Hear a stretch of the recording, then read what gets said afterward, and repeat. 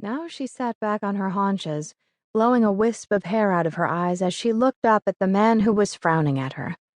She felt a tug of affection, a tug of amusement. Both had always come easily to her. "CJ, I love you too. Now stop acting like an old woman." "You don't belong here," he began, more exasperated than insulted. "You shouldn't be grubbing around on your hands and knees." "I like it," she said simply.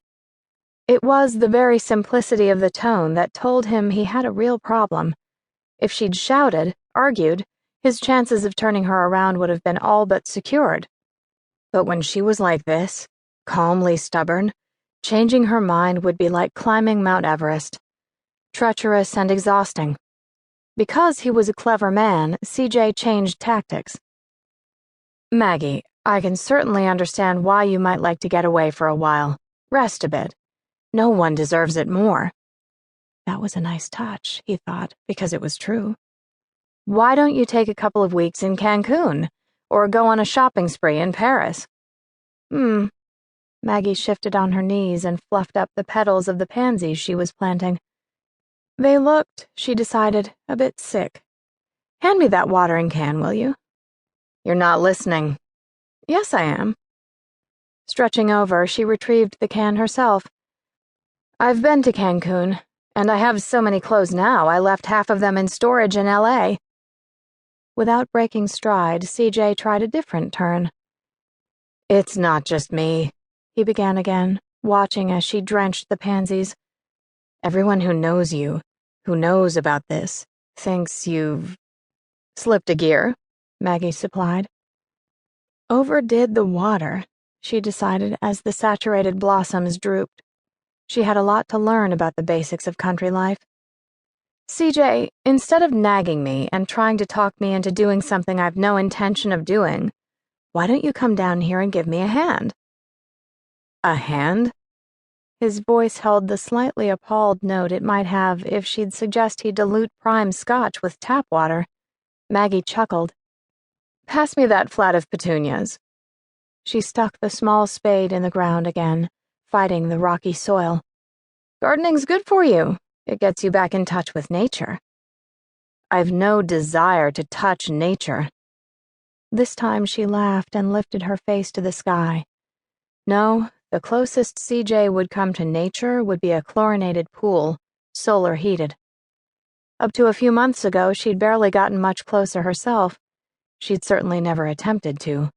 But now she'd found something she hadn't even been looking for. If she hadn't come to the East Coast to collaborate on the score for a new musical, if she hadn't taken an impulsive drive south after the long, grueling sessions had ended, she never would have happened on the sleepy little town tucked into the Blue Ridge. Do we ever know where we belong, Maggie wondered, unless we're lucky enough to stumble onto our own personal space? She only knew that she'd been heading nowhere in particular, and she'd come home. Maybe it had been fate that had led her into Morganville, a cluster of houses cupped in the foothills that boasted a population of 142. From the town proper, it spread out into farms and isolated mountain homes. If fate had taken her to Morganville, it had again taken her past the sign that listed the sale of a house and 12 acres. There'd been no moment of indecision, no quibbling over the price, no last-minute doubts. Maggie had met the terms and had had the deed in her hand within 30 days. Looking up at the 3-story frame house, with shutters still hanging crooked, Maggie could well imagine her friends and colleagues wondering about her mental state. She'd left her Italian marble entrance hall and mosaic-tiled pool for rusty hinges and rocks. She'd done it without a backward glance.